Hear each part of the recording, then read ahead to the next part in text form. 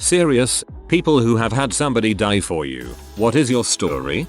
My brother jumped in front of his wife when a maniac was trying to run them over. My brother was killed on the 15th of November 2015 in Eugene, Oregon while on a weekend getaway. He and his wife had just finished breakfast and were walking back to their car to go back to the place they were staying. As they were crossing the road, a man in a Toyota Highlander who had just beat his parents with a baseball bat, killing the father and permanently injuring his mother, decided to drive into my brother and his wife at full speed. According to the police reconstruction and witnesses, my brother put his body in front of his wife's and took the brunt of the impact. He was killed instantly and my brother's body slammed into his wife, breaking nearly all her bones on the left side of her body. She lived. R.I.P. Mark J. Sanford. A truly amazing man. Brother, friend, son, stepfather and husband.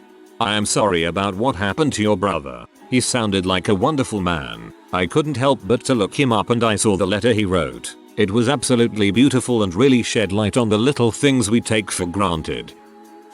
I'm late to the party, so many won't see this, but I wanted to put this out there. Obvious throwaway because people know my personal account and I'm not ready to talk about it with most people. Most details are intentionally made ambiguous. The irony that I'm posting it here for everyone is not lost on me. I was in Afghanistan in 2011, working in humanitarian assistance human terrain analysis. I was working in the southern part of a city in the southeast of the country, working in various villages communities over the course of a few weeks. I have Middle Eastern Southwest Asian features, so the Afghans took a liking to me. I got to know one village community particularly well, to the point that one of the younger boys, about 13, would always walk with me holding my hand, a sign of friendship in their culture. We talk about life in America, what his life was like in his Afghanistan, what he wanted to be when he grew up, basic crap, nothing serious. I left that community to work in other parts of the region for a little while with the intention of coming back for one more visit before I went back to HQ to write reports and crap.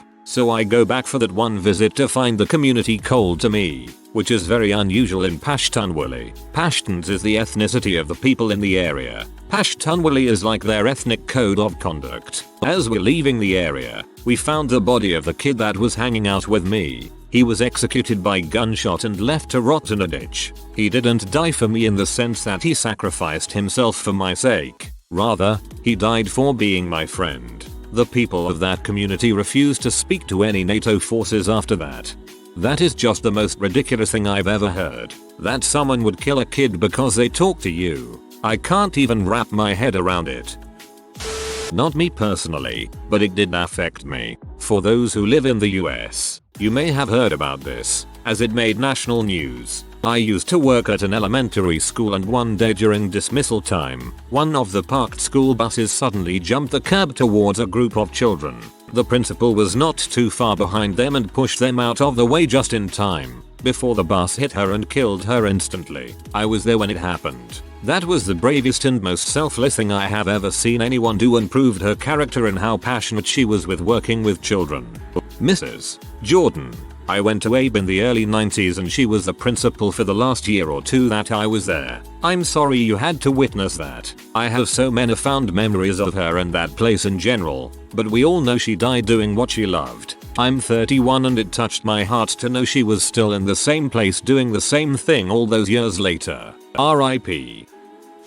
When I was 7 years old, my mother and I got into a car accident. I was asleep in the front seat wearing no seatbelt. She saw the oncoming car approaching and threw herself on top of me, saving me from flying through the windshield but killing her instantly. I think about her every day and I want to live to tell her legacy. Her name was Jennifer Lee.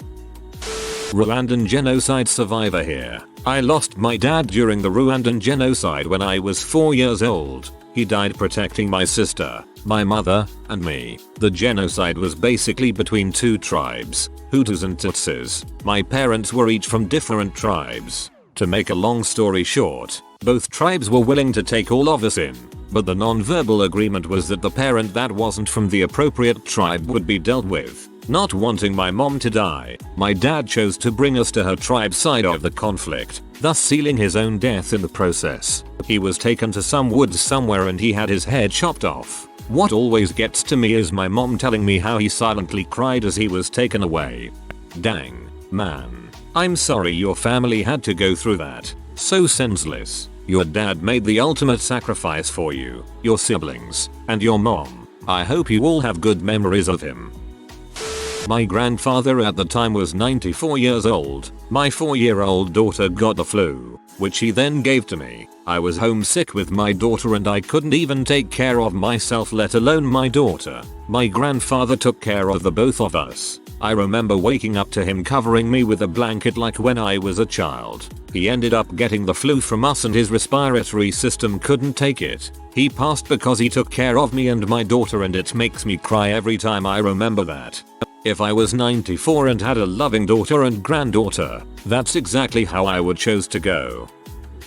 I've posted this on other threads before, but it's a story about my dad. It was winter time when I was 10. My father and I were walking across the ice covering the canal across from his house. I believe we were going for lunch. Before I realized what was going on, the ice broke from under us, and after some time of struggling to stay afloat, someone had finally noticed us in the water, encircled with ice. The guy threw an extension cord out to us. My dad told me to grab hold of it, and he pushed hard on me to get me up on the ice so the guy could pull me to shore. As he pushed up on me, I looked back to see his face disappear under the water. That was the last time I ever saw him. Whoa, I'm sorry. His last thought was likely relief as he knew you were okay. I have been suicidal for a couple of months when I was 21. I guess it's always been there, but some things in my life triggered it. I knew I didn't want to die, but something inside me was telling me it's the right choice and that no one really wanted me in their life. So I started to plan my suicide, without anyone knowing. Around that time, my sister-in-law got sick and passed away right on New Year's Eve, and suddenly I got 2 small children to care for. At first, I didn't know what to do. My plans were basically changed super fast. I didn't have time to think on what just happened. But these children changed me. I started to see that yes, I am worth something, and needed nothing makes me cry so much than thinking of dying and leaving these kids with more death in their life. I don't know if it counts or not, but I was basically saved by these kids and their mom. You're still here. I feel like it counts. Don't underappreciate the value of your life to someone else. My mom almost did a couple years ago, and I don't know what my life would be like now if she had taken hers. Sorry, this is another not me, but when we were 7, my best friend's mom was at a bar not far from where we grew up. I guess a guy there was getting really rowdy and the management asked him to leave. As he was being kicked out, he drunkenly yelled something along the lines of "I'll come back and kill every person in this place." I don't think anyone took him seriously, but later that night he returned with a gun and opened fire on the people in the bar. Her mom ushered some of her friends into the kitchen to hide. She got them all into a pantry, but he came in and caught them. He shot her in the head and moved on to the rest of the bar. She died protecting her friends. A few weeks later, at a different bar in a different state, my friend's dad was shot and killed also. She was orphaned at 7 years old and was then raised by her grandmother. We don't talk about it very often, but on holidays like Mother or Father's Day I know I need to check in on her.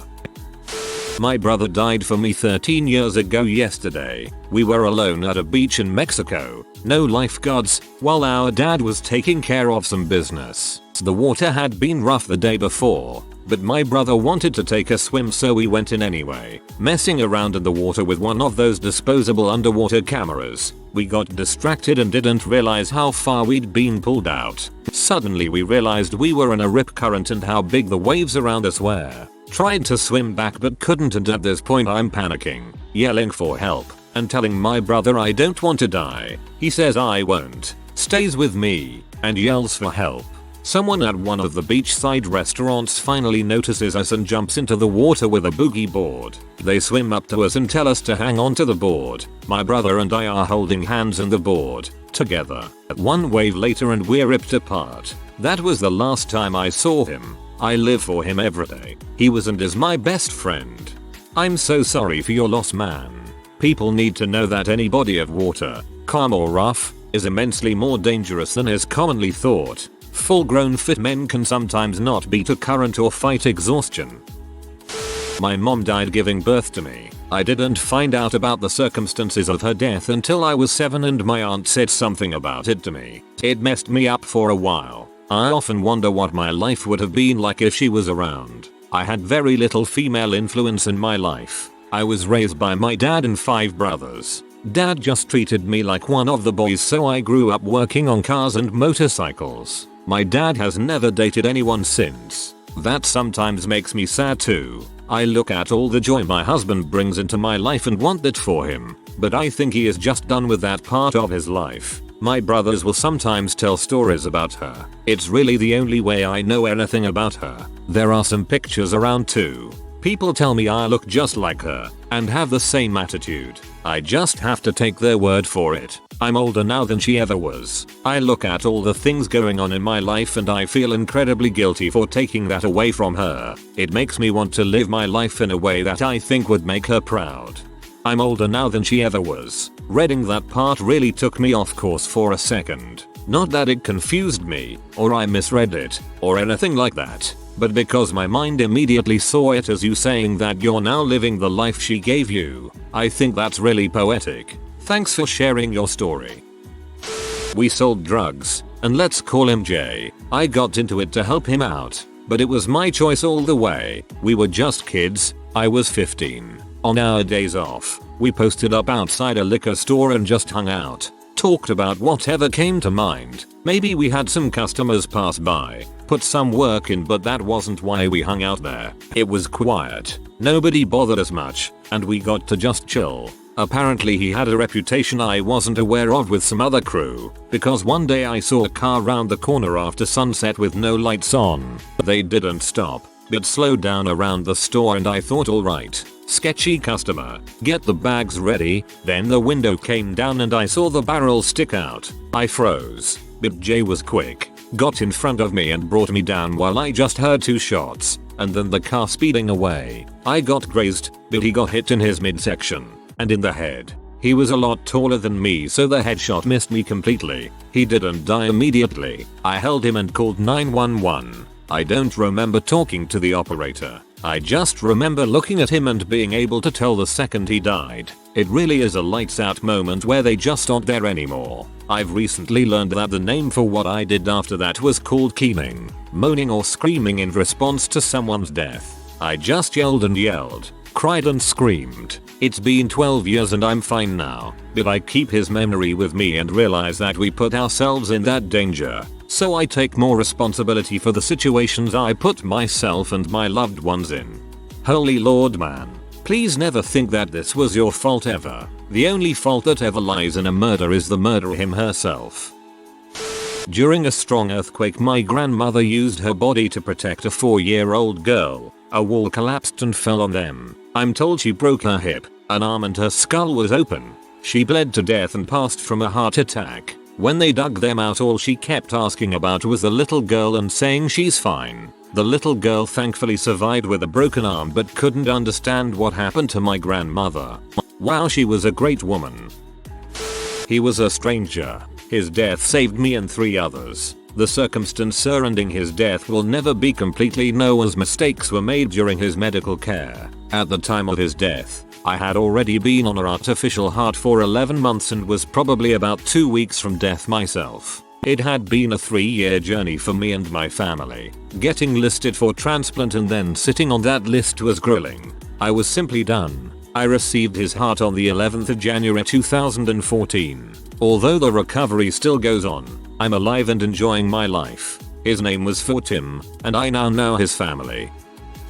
I got permission to tell this story. My cousin was swimming in a seemingly calm part of a river with a large group of people near his college. At some point he went under the water and wasn't coming back up. Under the surface was a whirlpool that had caught him and wasn't letting go. His best friend dove in to save him and managed to get my cousin out of the whirlpool, but sadly got stuck himself. My cousin wasn't breathing when they pulled him out and they spent several minutes before they could revive him. He's okay now. Sadly, his friend didn't make it. I never knew the kid, but I think of the sacrifice he made to save my cousin all the time and will be forever grateful for it.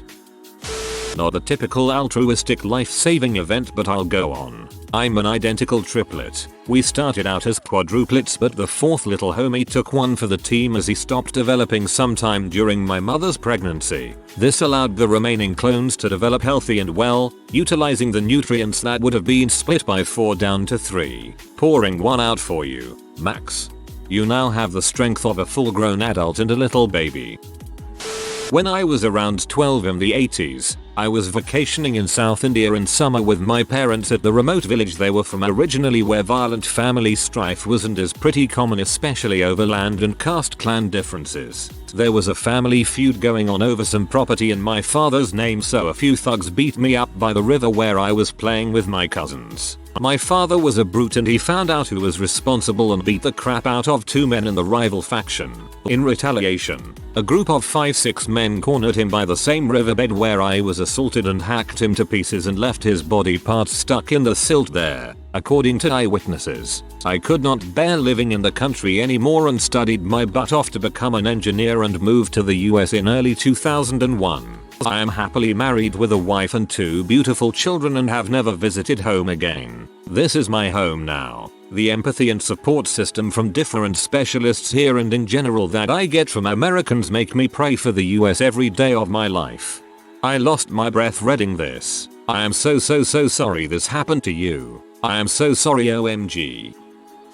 My mother's boyfriend died protecting her and her mother from being kidnapped in a mall parking lot back in the 80s. It was at night and they were leaving the mall when 2 men came up and attempted to kidnap them. My mother's boyfriend got in between them and was shot point blank in the head and died instantly. The men were caught and jailed, but I am pretty sure they are out now. My mom and the mother of the man killed sued the mall and won because there was no lighting in the parking lot and the overall general safety of the mall was questionable before the incident. After the lawsuit, lights were installed in the parking lot for better visibility. It really affected my mom and shaped her into the person she is today, unfortunately for the worse. She has struggled with many things after the incident and was never the same. She does not feel comfortable in many situations and does not dream. She said that she had such bad nightmares afterwards that she eventually just stopped dreaming altogether. My mother doesn't like to talk about it much. From what I have been told was that she will never forget what her brain looks like.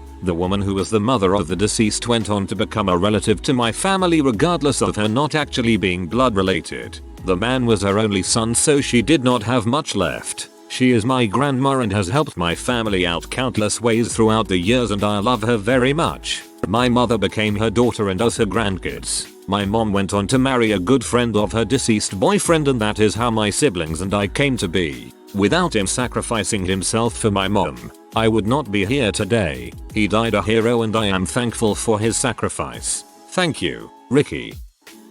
My mother essentially died for me. I was 3 months old. My mother was giving me a bath in the kitchen sink. My 3-year-old brother was in a high chair having dinner. My father had just come home from performing a home inspection and was finishing his paperwork downstairs before coming up to dinner. He heard my mother cry out his name. In a tone that was off is how he put it. He sprung from his chair, ran up the stairs to the kitchen to find my mother holding me in the sink with her head down. He snatched me from her hands. She immediately collapsed on the floor unconscious. She died 3 days later in the hospital of a cerebral hemorrhage. Her last act was to keep me from drowning in the kitchen sink. My brother witnessed it all and was scarred for a long time. I never knew my mother, but that is the personification of a mother's love. Not exactly what you're looking for, but this past summer my family discovered that my beloved uncle had in fact embezzled the bulk of my grandparents' funds. $600k over the last 9 years of managing their financial affairs. When I confronted him, he arranged to meet me the next day to turn over records. Instead, he wrote a note blaming me and overdosed in the place we were supposed to meet. About an hour before the meeting, it's only by sheer chance that his wife found him instead of me. His wife 100% blames me for causing his death. It's been a lot to process. Bro, he claimed to have died because of you, but that was just more selfishness. He died because he got caught and saw no way out of it. If he could have framed you for the theft, he'd have done that instead. Anyone who pretends that you were at fault for not letting him keep the money must really know that it was all his fault. They just want to find someone else to blame for his wrongs. One day I came home and my fiance was gone. Detectives finally came and told me they found his body at the place he proposed to me at. They strung me on that it was a murder for months until they released his goodbye letter. He shot himself in the mouth. Through the brain because I'm not good for you. I want you to be an amazing mother and I want child's name to have a good father figure. It's been amazing watching you grow into who you are. So here I am years later, still freaking confused and hurt that he says he killed himself for me and for my daughter. Still not healed and never will be. I know this isn't what OP wanted but it's what I got. I've got one. My grandmother's brother was in Vietnam. To get him out, my great-grandfather killed himself so the son could come back for the funeral. He stated this in his suicide letter. While my great-uncle was on leave, his entire platoon was killed in action. I don't remember the rest of the circumstances, or no one told me, but my great-uncle was alive and at my grandmother's funeral this year so he lived to be an old man. When my mother was pregnant with me, she found out that she had cervical cancer during a doctor's exam. Apparently, the records from a previous test indicated that she had cancer for a while before this, but it was missed due to a technician or doc misreading her results. The cancer had advanced to a crucial point where she might have a fighting chance at remission and survival if she began receiving treatment immediately, but in doing so, it would mean that she would have to terminate her pregnancy. As my family recounts the story, the doctor told her about this option and she promptly told him exactly where he could go. Ultimately, she decided to carry me to term and later died from the illness that was eating her. I was too young to have any real memories of her, and I'm not sure if this story really counts as dying for someone in the sense that OP means. But I often think about the decision that she made though, and if I would have done the same if I were in her position. I've wondered sometimes if her decision would be the same if she could see me at certain points in my life, and the type of person I've been. My father. I was assaulted when I was 9. He confronted the man that did it, beat his butt. Man came back and shot him in the head. My mother has hated me ever since so I lost 2 parents in one day. It has affected me in the sense that I'm hyper vigilant in protecting my son. I have read the thread to this and would like to make something clear. I don't blame my mother because I understand some things about trauma. I do appreciate the kind words some have offered. Whoa. Thank you kind stranger. This is a bit overwhelming. Holy frick that's awful. I'm really late to this so this will probably be ignored but whatever. I can answer this. When I was 16 it was just me and my dad. My mum had passed away a few years before so my dad was raising a teenage daughter alone while trying to run a business that his heart wasn't in. My mum wanted the business mainly. One night my dad tells me that he needs to go meet a friend and that he'd be home late. This was fairly normal so I didn't really think much of it. Off he went. That night I was woken at 4 AM to 2 police officers at the door. They sit me down and tell me that my dad's car had been found parked beside a bridge, and a male body was on the road below the bridge. They told me that my dad had committed suicide. He left a note solely addressed to me that essentially vaguely said he had got involved in something dodgy and the other people had threatened to hurt me to get back at him. The only way he felt he could protect me was to take himself out of the picture. This was 8 years ago now and I still have no idea what he was involved in or what went down. The last line of the note really stuck with me. It said please make something of your life. I haven't. I've done my absolute best since that day and have managed to graduate uni and get myself a good job with well above average pay for my age. I've met an amazing guy and I'm truly happy. I obviously miss my dad every day, but he did push me to become who I am now, and I really owe him for that. If you are new to the channel, you can subscribe. I publish new videos every day. Until then, check another video.